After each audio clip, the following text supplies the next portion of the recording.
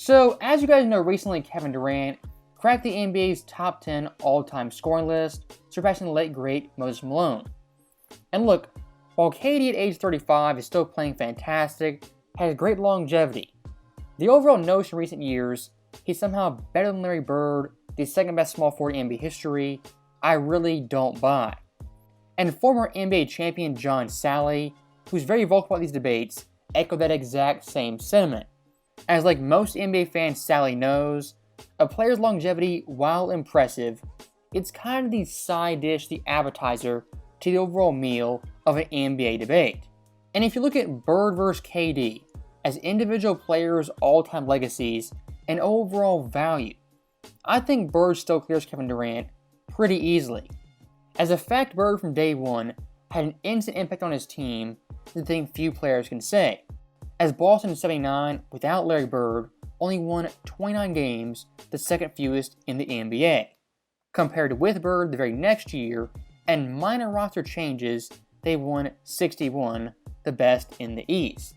And pretty important note, KD the first decade of his career never cracked 61 wins until 2017 with the Golden State Warriors.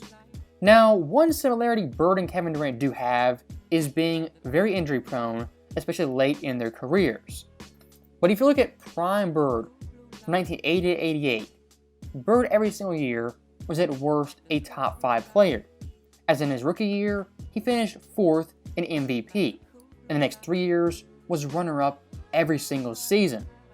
And many forget, even 87-88 was still top 3 in MVP voting after winning 3 straight, which hasn't been done since Bird. And a major part of winning the MVP is great teammates.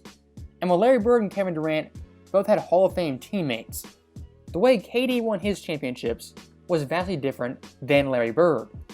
As in Oklahoma City, despite having Westbrook, a young James Harden, a pretty good supporting cast, he only made 1 finals and won 1 finals game, compared to Bird, who won 3 championships, made numerous finals with the team that drafted him.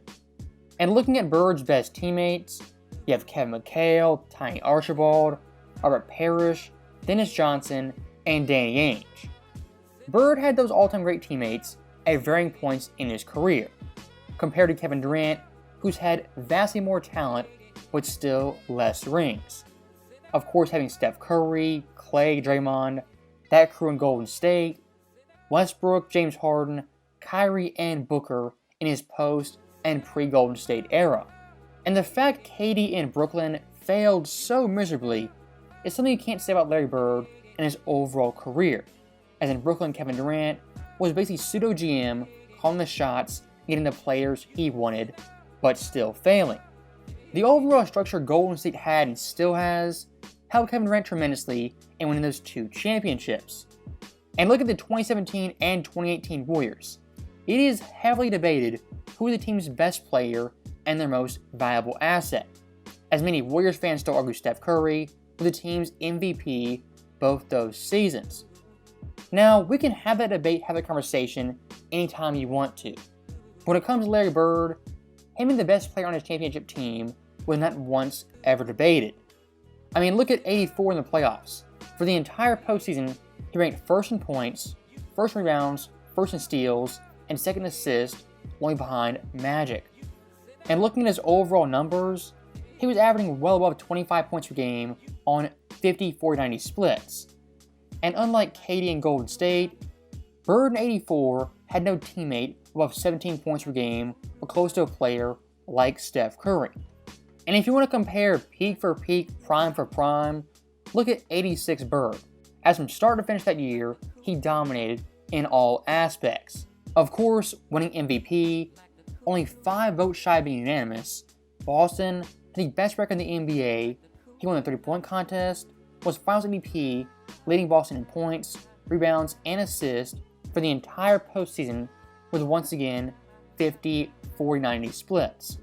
In my humble opinion, 84 Bird, 85 Bird, and especially 86 Bird are better than any version of Kevin Durant.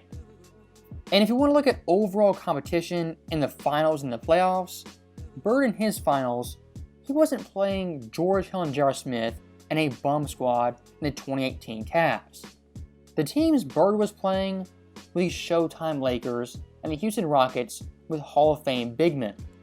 And looking at Bird's East, of course the 76ers, who made numerous finals, had tons of Hall of Fame talent, the Pistons, who had 3, 4, even 5 All-Star players from year to year, the Cavaliers, who had 3 All-Stars routinely, Dominique's Hawks, Jordan's Bulls, the underrated Bucks with Jack Sikma, Sidney Moncrief, and that crew. The 80s East from start to finish was absolutely loaded, and Bird's finals competition, unlike Kevin Durant, was far superior.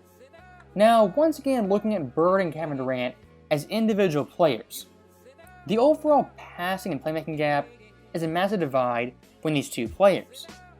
As Bird, unlike KD, was a phenomenal passer in the fast break, the half court, and especially out of the post.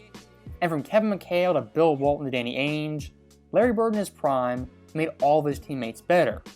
And look, KD isn't a terrible passer or a terrible playmaker, he's gotten better in recent years. But comparing to Bird, a Magic-esque passer, it's not even a comparison between these two players in that regard. And one highly underrated part about Bird's game was his rebounding, as 7 times in 8 years, he was top 10 in that category for the entire NBA. And if you want to compare scoring to basketball, I would say yes, Kevin Durant overall was the better scorer. But the overall gap in scoring ability isn't nearly as big as the gap in playmaking and rebounding.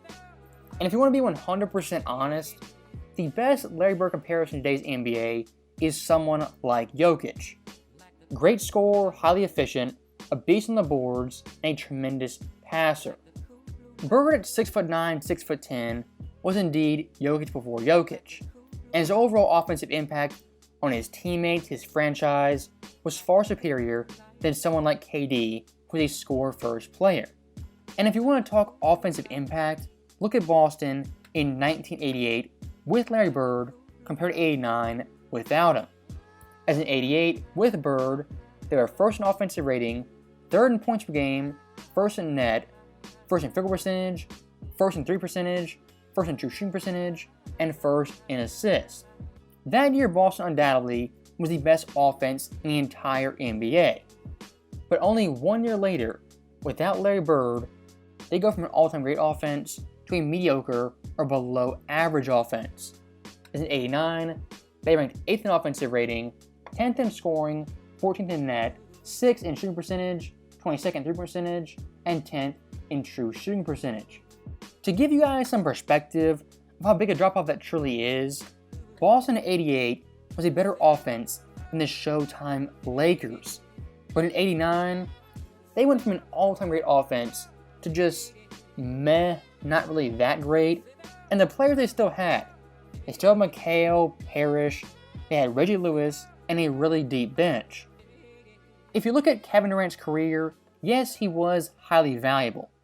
But in terms of Larry Bird value, that type of value, Kevin Durant never has been that valuable.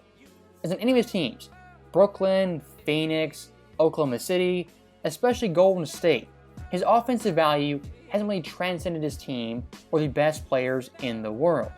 And speaking of Golden State, the big cloud over Kevin Durant's head is not winning a championship without the Warriors. As in OKC, Brooklyn, and Phoenix, so far to this point, he's produced 0 championships and only 1 finals appearance. In the post-Golden State era, Kevin Durant has failed miserably. And until he makes a finals with the championship as his team's best player, I don't want to hear any comparison about him versus Larry Bird. And look, like I said in the opening, KD being 35, having great longevity, is fantastic in a vacuum. But if you want to compare players for players, legacy for legacy, overall value for value, longevity stats aren't the way to go. As someone like Russell Westbrook, compared to Bird total stats-wise, is far superior. But like we always say, those longevity stats are highly misleading and not the way to go in a player comparison. So really in conclusion, Larry Bird, he's still the better overall player, the greater player, with much more accolades and accomplishments in less time. So that right there is the end of the video. As always, thank you guys for watching, hope you enjoyed it. I'll see you next time.